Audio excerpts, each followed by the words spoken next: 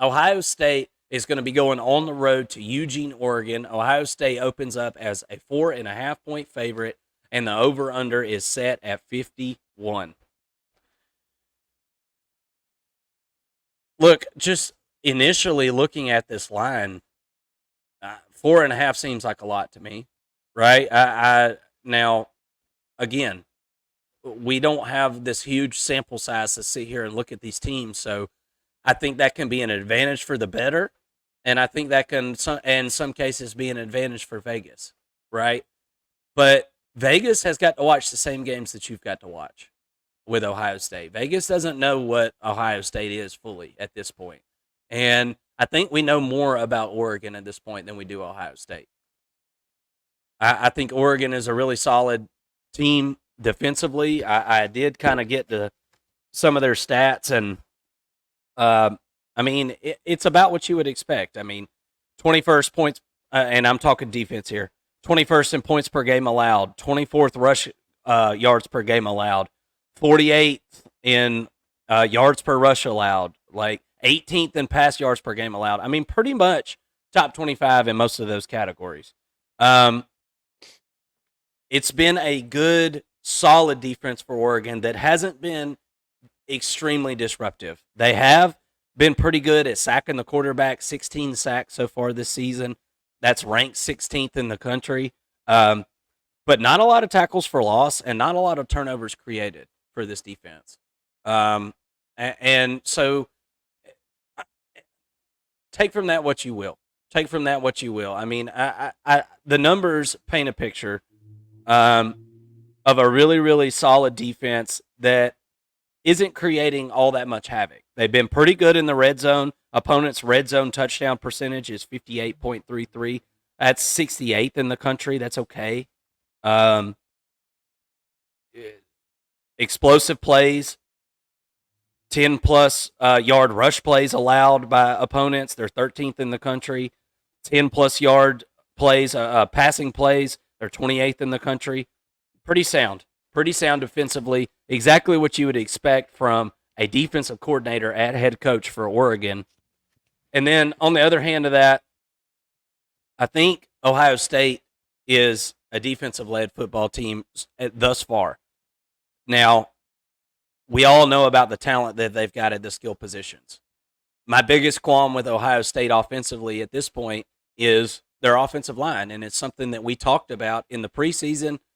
Not particularly deep and not the most talented group in the country. So I guess kind of my question in this football game is going to be, how is that Oregon defensive line going to match up with that Ohio State offensive line? And I think that is going to really kind of draw a direct line between where we are now and the end of this football game and who ends up winning it. Because that, I mean, and you're splitting hairs, believe me. Ohio State is one hell of a football team. I'm pretty sure of that. But the offensive line has been a bit of an issue over the last few years. It hasn't been that great. It's been okay. It's been good. It hasn't been great.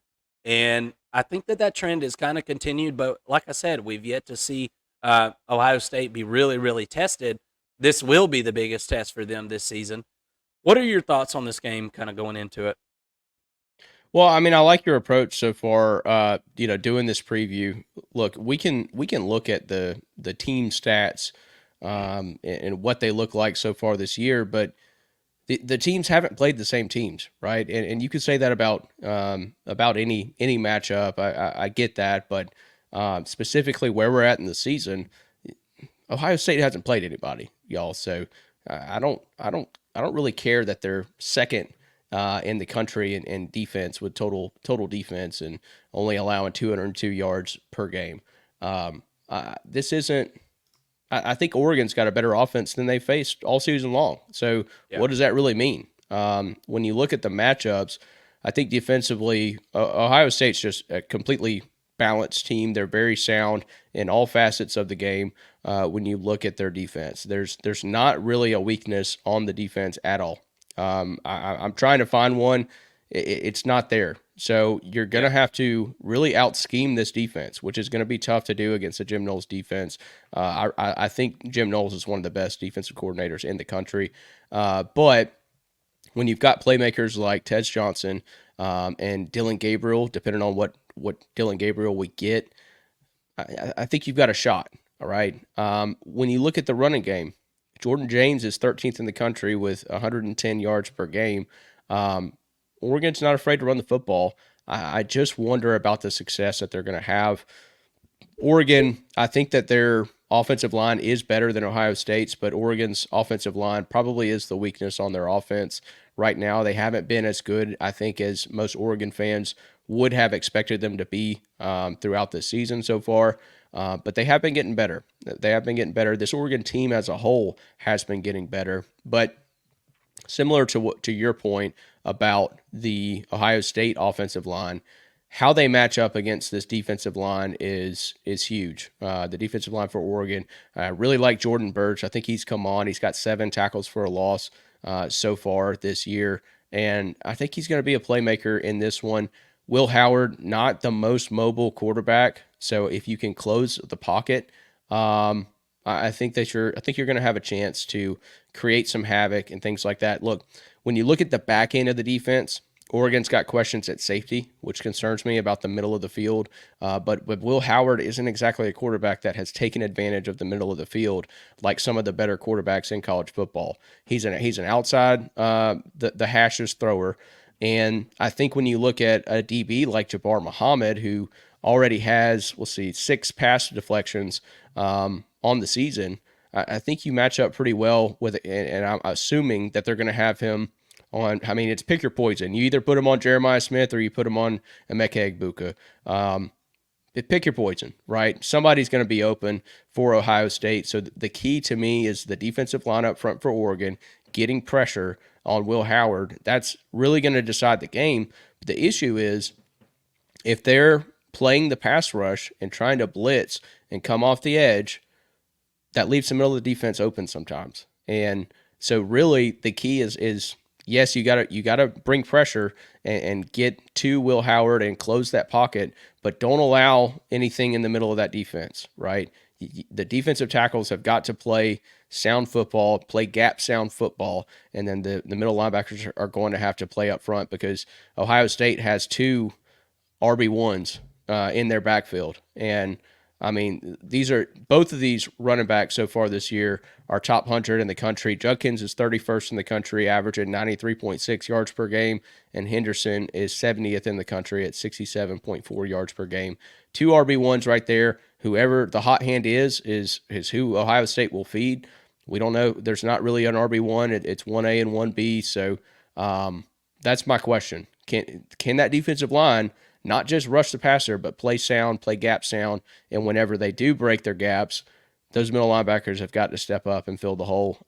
It's a tall task. I mean, it really is because, like I said, those wideouts for Ohio State, they're as good as anybody in the country, and so this is going to be tough. I think matchup wise, when you look at Ohio State, or if you just go down the roster, top 22, right? Ohio State's better than Oregon at this point in the season. I mean, they just are. But Oregon will have an opportunity in this game. Again, the playmakers have got to be on point. Dylan Gabriel can't have any interceptions. This isn't a game that if you lose a turnover battle, if you're Oregon, you can't come back and win this game, I don't think. Now, if you're Ohio State and you're down 1 turnover, I think you do still have an opportunity to win. But make no doubt about it, Oregon's got to play a perfect game in this one. I think I saw Rob Baker say that earlier in the chat, and he's absolutely right. Oregon's got to play their best game this week in order to win against Ohio State because this is a complete roster that they're facing. But yeah, like you said, the battle up front, I think, is what's going to win this football game, particularly Oregon's defensive line versus Ohio State's O-line. Yeah, I mean it's kind of like the Arkansas and Tennessee situation from last week. Can you create and generate some type of pressure without bringing a ton of extra bodies? You can't sacrifice a ton of extra bodies, against this Ohio State offense. Now, defensively for Oregon, I'm trying to figure out where they feel like they have an advantage and what they're trying to coax this Ohio State offense into. I'm interested to see, do they sell out on the run? and say we got to stop the run first and then see what's up from there, and let's let Will Howard prove that he's going to be able to pass over us here. Or are they do they feel confident enough to be able to rush 3 or 4, drop everybody back, and dare Ohio State to run the football? I don't. I feel like that is probably the recipe. Um, you know, I, Oregon's defense has been pretty good at limiting explosive plays, and they haven't played in Ohio State, but Chip Kelly likes to run the football. I mean, it's no secret. The dude loves to run the football. He's going to have some serious run scheme schemed up in this one. I mean, there's no doubt about it. And I think that Ohio State has got the perfect coach to be able to get the most out of the run game there for the Ohio State Buckeyes. Excuse me, guys. Offensively, let's talk about the Ducks. There's been times this season, and we kind of talked about it. You know, earlier in our top 25 that we did. Oregon's kind of struggled to run the football at times this season, or struggled to run it efficiently. Um, Not many big rush plays. They're 62nd in the country with rush plays of 10 plus yards with 26. 85th in the country of rush plays of 20 plus yards with only 5 for the season. And whenever you want to look at explosive pass plays, where Oregon is ranked 24th in the country in pass plays of 10 plus yards, they're 64th in the country in pass plays of 20 plus yards. This has been a little bit of a dink and dunk offense here. And we're going to have to see more of an explosive rate for Oregon in this football game, I think, if they're going to win. They're going to have to hit a couple of explosive plays one way or another. And I have a hard time believing that it's going to be in the run game. I think it's going to have to be in the pass game. I think you're going to have to use Evan Stewart has got to have a hell of a day. Evan Stewart has got to put on his best Emeka Egbuka impression, right, in this football game. I mean, it's got to happen. Somebody's got to step up. What do you think about the offense, man? I mean, it's been good. 32nd in the country at points per game. That's okay. 35. 67th in rush yards per game at 164.4. That 67th in the country. That's right in the middle of America, as far as running the football game to game basis. I'm interested to see. This offensive line has been shuffled all around for Oregon now. Watched them some weekend before last and was kind of listening to some of the game commentary, and they were talking about the interior of that offensive line being shuffled up, and it seems to have helped some things. This team is good at protecting the quarterback. They've only allowed 6 sacks this season. But another thing that kind of accentuated my thoughts on this offensive line and where I've been kind of disappointed in their performance, they've allowed 24 tackles for loss this season as Oregon, and that's 45th in the country. So where they have been good at protecting the quarterback and keeping him off the ground, they have not been great at keeping defenders out of the backfield.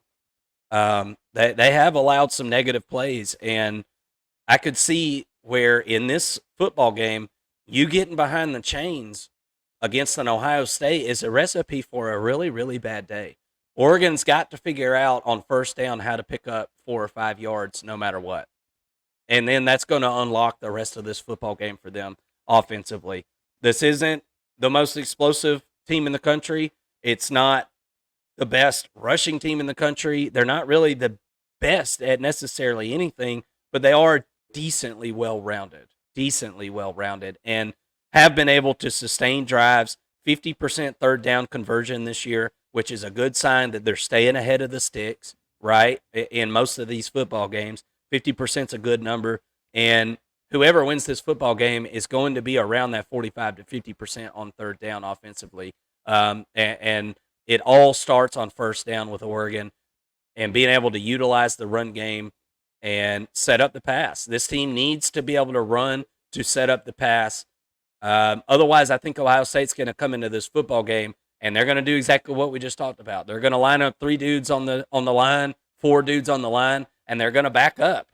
And it's going to be a really, really tough day for Dylan Gabriel, and all he's going to have to throw to is the short stuff. So it all starts with the run game offensively for Oregon. It all starts and ends with the run game, I guess you could say. What are your thoughts about the Oregon offense? There's been moments for Dylan Gabriel that have been amazing. This past week, I felt like he had one of the worst games that we've seen him have in a long time. Yeah. Couple of interceptions in really key moments of that football game. I was, selfishly betting on that football game, betting on Michigan State. So I was like, yes, but it was a little concerning because it was like, okay, now they're about to go into this big matchup. We saw Georgia have that really tough game against Kentucky, have a bye week, go into that Alabama matchup, and for the first half couldn't find themselves. And I hope that's not going to be the case for Oregon this week. After it was a comfortable win, but you're not comfortable exactly the way you got it against Michigan State. And I wouldn't exactly say that Oregon has got a ton of momentum headed into this football game, although they are undefeated. What do you think about the Oregon offense? I completely agree. I mean, Ohio State has the momentum, and I think Ohio State didn't have to show as much as Oregon this past week.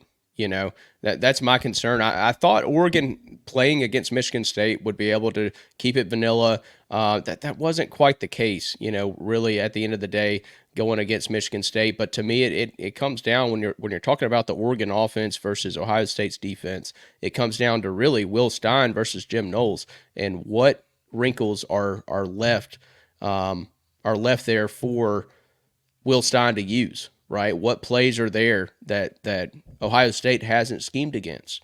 That's going to be really interesting. And I do think you're going to have to go back to the dink and dunk. That's working for you right now. Your quarterback's completing 80% of his passes.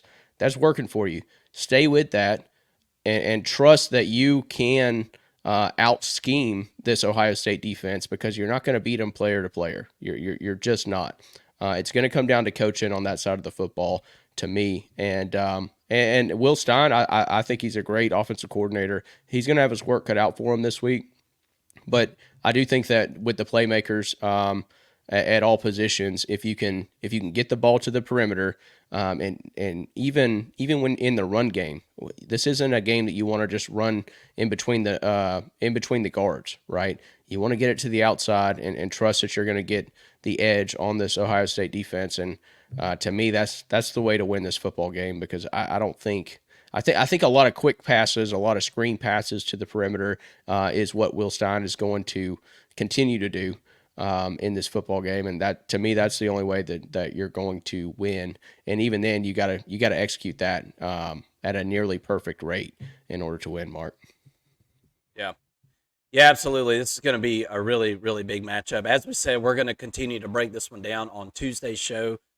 We'll be on Tuesday at 7:30 to 8 p.m. Eastern time. We hope that all you guys will come and join us. We'll have every stat that you're going to want for either one of these football teams in this matchup. We're going to comb through the stats. We'll comb through the key players. We'll come through keys to victory for each team. We're not decided at this point. We're not making our full prediction at this point. As of right now, I don't think anybody wins this game by 4.5. So if I was to bet it, I'd bet Oregon plus the points here just because I think this is going to be a really close football game. I think this is a field goal game, man. I really do.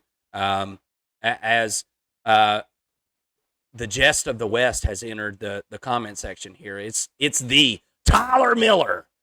He's back, everybody. He's saying that no team is that great right now. And we'll see. We're going to see how great these two teams are because I think there's a couple of the best in the country, and we'll see if one of them is great, or maybe both of them are great. I don't think that we know that right now.